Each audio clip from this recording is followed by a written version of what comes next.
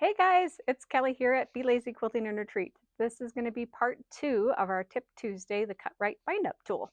So what I have here is a different table runner than I started with. All I have done is I have taken our 2 flaps of our binding and I've just laid them together.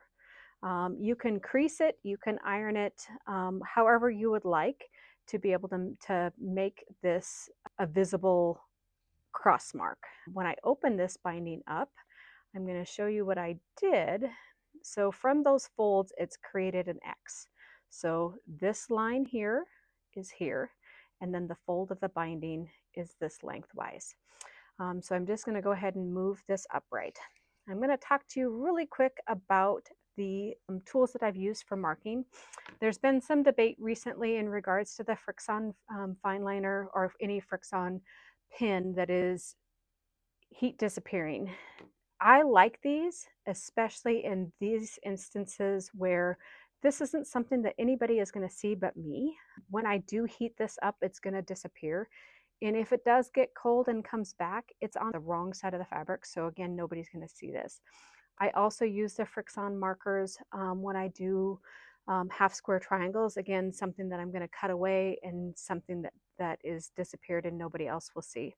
The other marking tool that I like to use is the Sew Line. It's a chalk marker.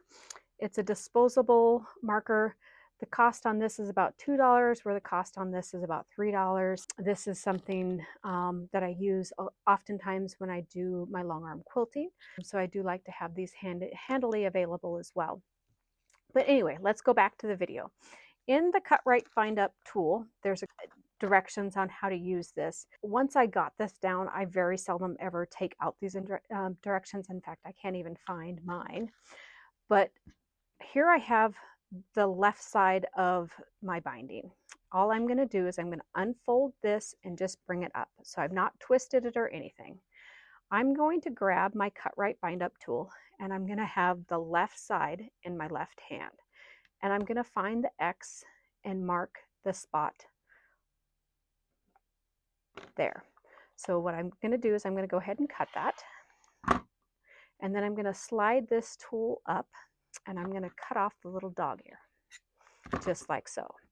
Then I'm going to go to the right side of the binding and I'm going to make sure that my Cut Rite Bind Up tool is on the right. Again, I'm just going to move this upwards, open it up, so I've not twisted it or anything.